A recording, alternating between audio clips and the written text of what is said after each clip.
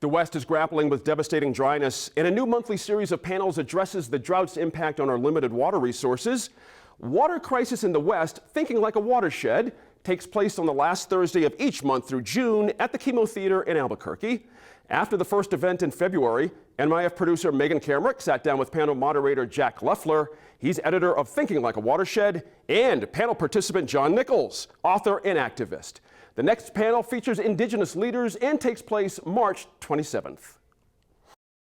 So I thank you both for coming and talking about this series at the Chemo that has started in February.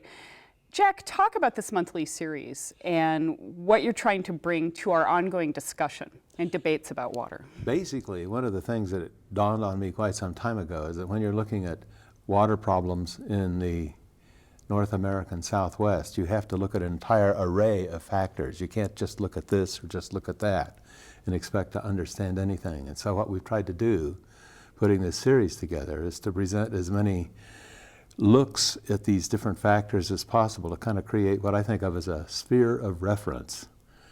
Like a watershed is a sphere of reference. If you look at a watershed, you see that it is containing an incredible number of factors, all of which are in motion constantly.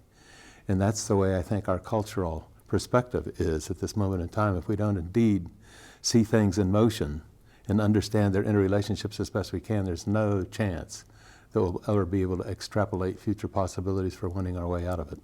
You started the series with the first panel, and you showed this big map of the watershed map that John Wesley Powell created in the late 19th century. Talk about what is that? Why did you want to start with that? Oh, I love that. Our friend Bill DuBois actually turned me onto that map back in about 2000. Basically, that map was rendered by John Wesley Powell somewhere between 1888 and 1890. And what he was doing was vigorously, well, the map itself conveys the watersheds of the arid West, that is west of the 100th meridian, which divides the arid West from the verdant East. And this map conveys all of the different watersheds that he was able to identify, about 150 of them. And his big job at that moment in time was to vigorously try to get Congress to go for using each of these watersheds as a commonwealth, so that we were politically organized by commonwealths of watersheds rather than the strange hodgepodge of geopolitical states that we have today. So they cross state boundaries. There are no state boundaries when you look at no this. State boundaries. So we would have been the Republic of the Rio Grande or something Yes, exactly. Like that. And it would have been, and one of the things that he was really trying to do was get the people who lived therein to assume the responsibility for the natural resources therein. And one of the things that he vigorously fought was the notion of interbasin transfers of water, which would set up a wrong-minded understanding of how much water there really was in the watershed. And we have that problem right now. Well, that's the basis of our water in the West yes, now, it right? Is.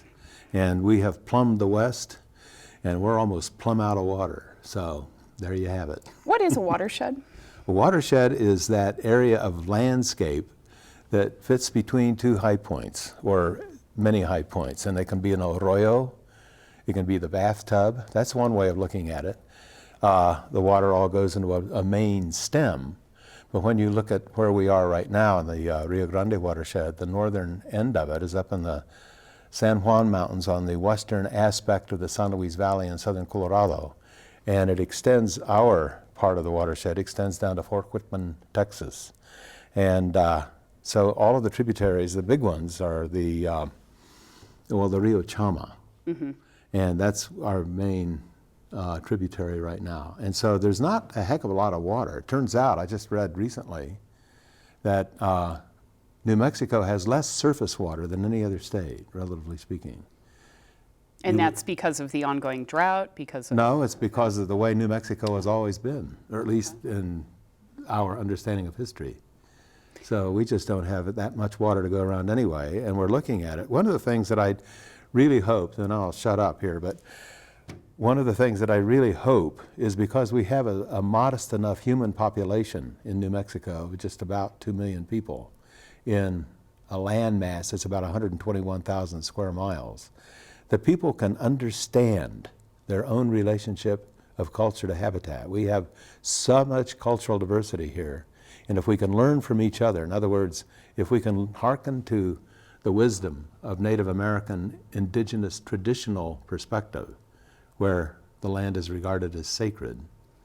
And we can listen to our rural friends, ranchers and farmers who are doing their level best to try to restore habitat as they've seen it diminish, largely due to their own 19th century wrongdoings on the habitat. You can see that there's a lot of excellent work going on in New Mexico. There will soon be a major disparity between the urban areas and the rural areas over water by virtue of legislation that has been created that is frequently in violation of the laws of nature. And so one of the things that we have to look at very carefully is what constitutes right-mindedness, what constitutes land ethics, and really do our level best to get rid of that doesn't fit within what we need to do in order to live here successfully. Now, the first panel you had Bill Dubuis, who wrote A Great Aridness. He was on this show last year. And you had Patty Limerick from the Center for the American West. They couldn't be with us today. But then you also had a novelist, Mr. John Nichols, one of our most famous novelists. Why bring in the cultural aspect, and what does John bring to this conversation? I'm curious. When the Milagro Beanfield War came out, and shortly thereafter, Edward Abbey's Monkey Wrench Gang came out, I saw these two novels as the foundations of a radical, grassroots-oriented environmental movement that melded not only environmentalism itself, but two wildly differing political perspectives, both of which actually coalesce very well, at least in my own modest mind. And it's irresistible to get together with John and get into this kind of stuff. Water runs through a lot of your work, through your novels, through your nonfiction. So are you seeing anything different in terms of awareness people have of water, how precious it is from 40 or 50 years ago? No, I don't see. Oh, that's depressing. When I first moved to Taos, I immediately got involved in issues regarding the attempt to adjudicate, all the water of the northern Rio Grande Basin, particularly in the Taos area, in a famous adjudication suit called Abeyta versus the state of New Mexico.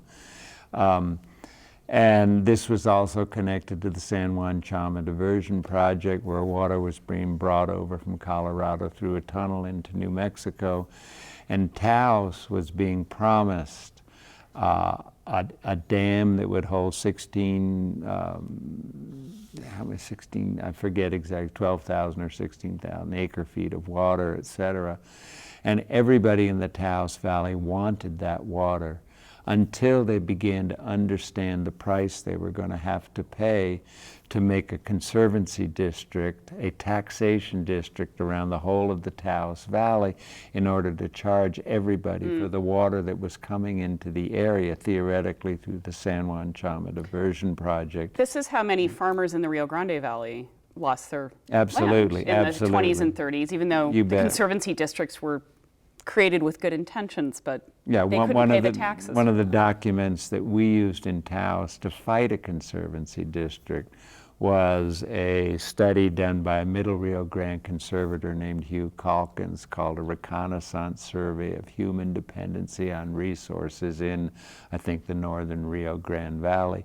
And it explained very carefully that the imposition of a conservancy district on the local farmers who had basically been in sustainable agriculture for years, the Conservancy District taxed them right out of business, and larger corporations came in, including with the building of the Elephant Butte Dam, et cetera, which dispossessed like 50,000 people and brought in 150,000 new acres, under irrigation, but that was all coordinated by corporations doing single crops like cotton or pecans, et cetera. And so I became very involved, really, literally, almost when I arrived in Taos, in the complexity of water politics in New Mexico.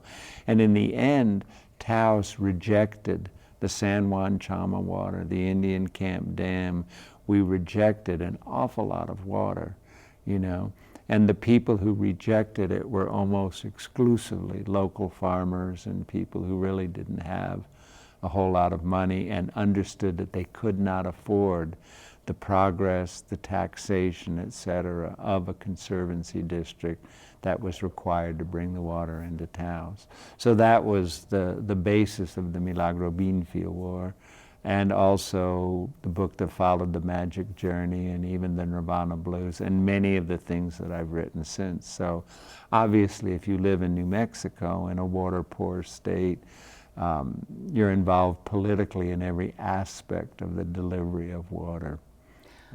What do you think we should be talking about now as we go I forward? think we should What be... will you be writing about?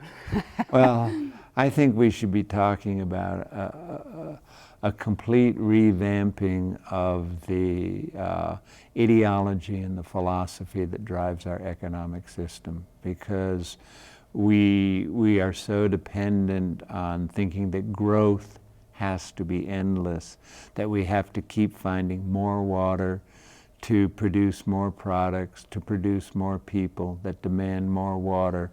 And you know, both the Abeyta suit that we were talking about in Taos, the Amet suit in Pojoaque, Tesuque, San Ildefonso, in that area, these are lawsuits that have been going on since the late 1960s to try and establish how water is going to be partitioned amongst native peoples, indigenous peoples, newcomers.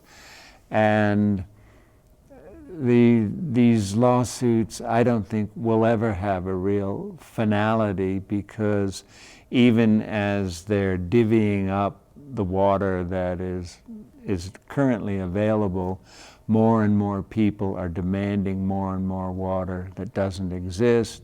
And so they're talking about, you know, getting the federal government to give monies to do more drilling in order to meet the needs of Albuquerque developments like Las Campanas and Santa Fe, et cetera.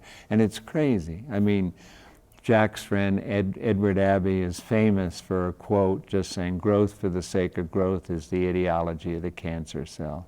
And that's what we're doing. And our entire society, our nation, and the world is basically based on that precept now.